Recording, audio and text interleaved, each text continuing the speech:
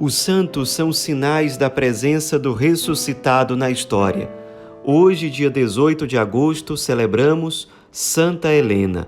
Nossa santa de hoje é de origem pagã e vivia no território da Ásia Menor, que na época, a gente está falando aqui de século III, fazia parte do grande Império Romano.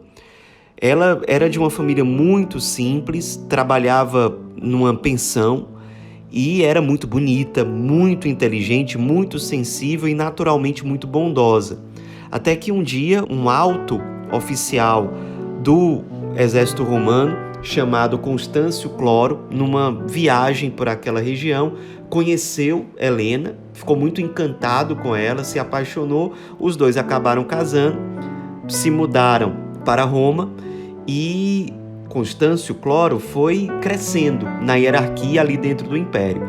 Só que num determinado momento, o imperador da época, que era chamado de Maximiano, para permitir uma ascensão ainda maior de Constâncio, ele identificou um problema. Helena não tinha origem nobre, não era de famílias aristocráticas. Então, Constâncio teria, segundo o imperador, que se casar com uma parente do imperador chamada Teodora.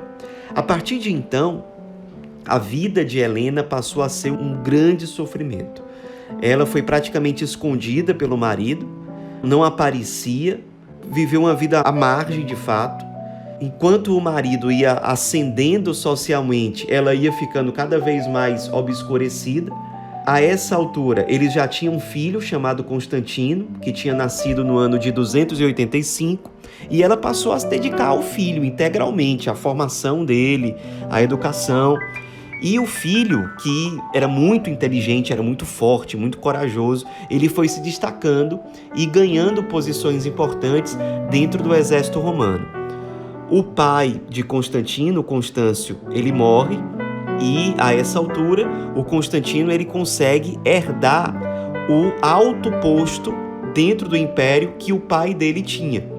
Até que acontece uma batalha que modificou completamente os rumos, a gente poderia dizer, da história do Ocidente, que foi a célebre batalha sobre o rio Tibre, acontecida no ano de 306. Era uma luta entre o exército que era comandado por Constantino e o exército comandado por um outro homem chamado Maxêncio. A batalha, tudo indicava que o exército do Constantino iria perder. Só que o Constantino, ele testemunhou depois que no céu, de forma sobrenatural, ele viu uma cruz luminosa com as seguintes palavras: "Com este sinal vencerás". Então ele manda pintar esse sinal, essa imagem da cruz que ele viu, em várias bandeiras. E acabou que aquilo que era inesperado aconteceu. Ele venceu a batalha. E a partir desse momento, ele decide se tornar cristão. Até então, tanto ele como a mãe Helena eram pagãos. E a partir do fato miraculoso e que fez com que ele vencesse a batalha, ele se converte ao cristianismo junto com a mãe e, nesse mesmo processo, ele foi, Constantino, aclamado como imperador romano.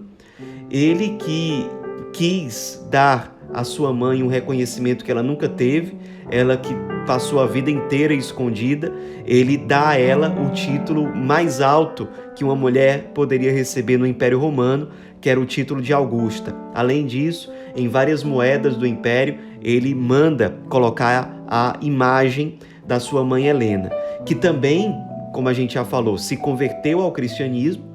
E, ao contrário do filho Constantino, que só foi ser batizado no fim da vida, ela buscou logo o batismo, buscou logo a catequese, levou a sério a conversão ao cristianismo e passou a construir várias igrejas em Roma, lugares que até hoje existem. Ela ajudou muito os pobres, muito. Ela era muito amada pelos pobres, ela protegeu muito os cristãos. Constantino, depois dessa batalha, tornou livre o culto cristão, que anos depois seria tornado oficial no império por um outro imperador chamado Teodósio. Então ela ajudou muito os cristãos, protegeu muito, e os cristãos, na sua grande maioria nessa época, eles eram muito pobres. a grande massa do cristianismo estava nas periferias, nos lugares mais pobres de Roma.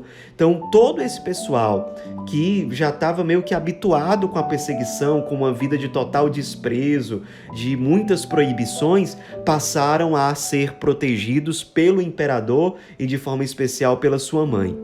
Ela passou a ter uma vida de oração muito profunda também, muito assídua aos sacramentos.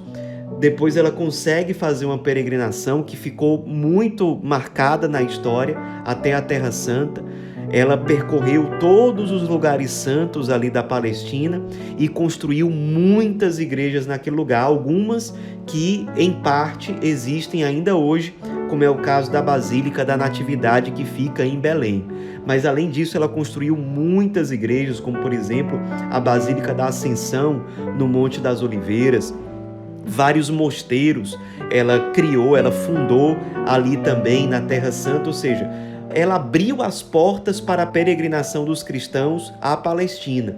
Os cristãos iam para a Palestina, para a Terra Santa, e tinham onde se hospedar, e tinham igrejas para visitar, mosteiros para visitar, podiam seguir a vida religiosa na Terra Santa, em grande parte pela estrutura que Santa Helena deixou naquele lugar. Ela, durante alguns anos, inclusive, chegou a viver como freira num desses mosteiros que ela fundou na Terra Santa.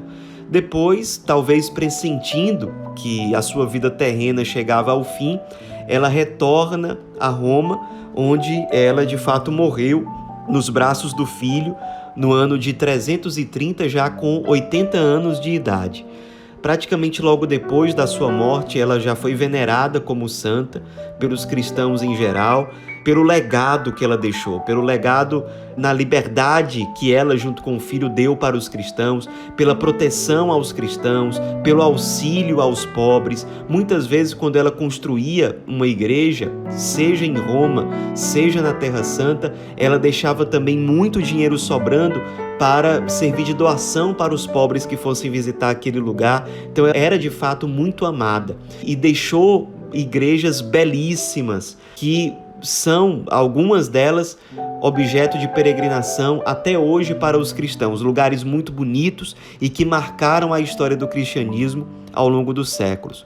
Uma santa que durante muito tempo foi escondida pelo marido, que durante muito tempo viveu às margens da sociedade, sobretudo da nobreza, que tinha origem humilde e que, depois de convertida ao cristianismo, viveu autenticamente a sua fé e deixou marcas que podem ser sentidas de forma positiva até hoje. Testemunho de uma mãe fiel, de alguém que se tornou, de certo modo, mãe dos cristãos daquele tempo. Nos inspiremos nessa grande mulher, nessa grande santa que marca profundamente a história da Igreja. Santa Helena, rogai por nós.